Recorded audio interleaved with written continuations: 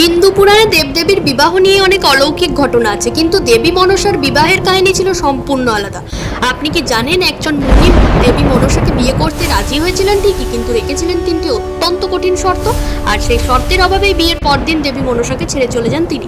কি ছিল সেই তিনটি কঠিন শর্ত, আর কেনই বা তাদের বিয়ে হয়েছিল, চলুন জেনে নেওয়া যাক।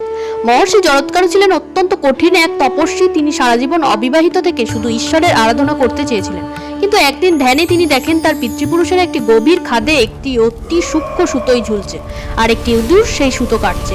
পিতৃপুরুষেরা তাতে আকুল হয়ে জানান, জরৎকারু যদি বিয়ে করে বংশ রক্ষা না করেন তবে তাদের মোক্ষ লাভ হবে না এবং তারা নরকে কষ্ট পাবে।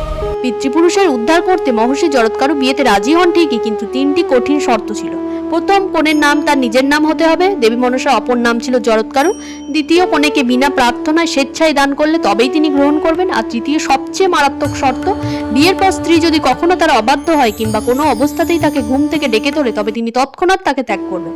নাগরাজ বাসুকী তার বোন দেবী মনসাকে মুনির হাতে তুলে দিয়ে মহা সমারোহে তাদের বিবাহ সম্পূর্ণ হয়। বিয়ের পর একদিন মহর্ষি জরৎকারু ক্লান্ত হয়ে দেবী মনসার কোলে মাথা রেখে গভীর ঘুমে আচ্ছন্ন হয়ে পড়েন। কিন্তু দেখতে দেখতে সূর্য ডুবতে বসেছিল আর সন্ধ্যার সময় ঘনিয়ে আসছিল। একজন ঋষির জন্য সন্ধ্যার সময় ঈশ্বরের নাম না নেওয়া চরম পাপ, ধর্মভ্রষ্ট হওয়ার সমান। দেবী মনসা খেয়াল করলেন সন্ধ্যা পার হয়ে যাচ্ছে, কিন্তু ঋষি তখনও গভীর ঘুমে। দেবী মনসা এক মহা ধর্ম সংকটে পড়ে গেলেন। তিনি ভাবলেন, আমি যদি স্বামীকে না ডাকি তবে তিনি ধর্মভ্রষ্ট হন এবং তপস্যার তেজ নষ্ট হবে। কথা চিন্তা না করে মহর্ষি জরৎকারুকে অত্যন্ত ভয়ে ভয়ে ডেকে তুললেন। হে নাথ, উঠুন, সন্ধ্যার সময় পেরিয়ে যাচ্ছে। ঘুম ভাঙতেই মহর্ষি ক্রোধে অগ্নিশর্মা হয়ে উঠলেন। তিনি মনসাকে বললেন, তুমি আমার আদেশ অমান্য করেছো। তোমাকে আগেই বলেছিলাম, আমার ঘুমে ব্যাঘাত ঘটালে বা আমাকে ডাকলে আমি তোমাকে ত্যাগ করব। তুমি আমার অবাধ্য হয়েছো, তাই আমি আর তোমার সাথে থাকবো না।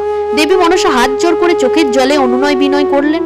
কেঁদে কেঁদে বললেন, তিনি শুধুমাত্র মুনির ধর্ম রক্ষা করার জন্যই ডেকেছিলেন। কিন্তু মহর্ষি নিজের কথার খেলাপ করলেন না। তবে চলে যাওয়ার আগে তিনি দেবী মনসার সেই প্রতিভক্তি দেখে মুনির মন কিছুটা গলে যায়। তিনি দেবী মনসাকে আশীর্বাদ করে বর দেন, তোমার গর্ভে এক মহা তেজস্বী জ্ঞানী পুত্রের জন্ম হবে, যিনি ভবিষ্যতে সর্পযজ্ঞ বন্ধ করে পুরো নাগকুলকে রক্ষা করবে। এই বর দিয়ে ঋষি জরৎকারু চিরতরে তপস্যায় চলে যান। পরবর্তীতে সেই গর্ভ থেকেই জন্ম নেন মহান আস্তিক মুনি। এইভাবেই নিজের সংসার বিসর্জন দিয়েও দেবী মনসা স্বামীর ধর্ম রক্ষা করেছিলেন। কমেন্টে সবাই জয় মা মনসা লিখে যান।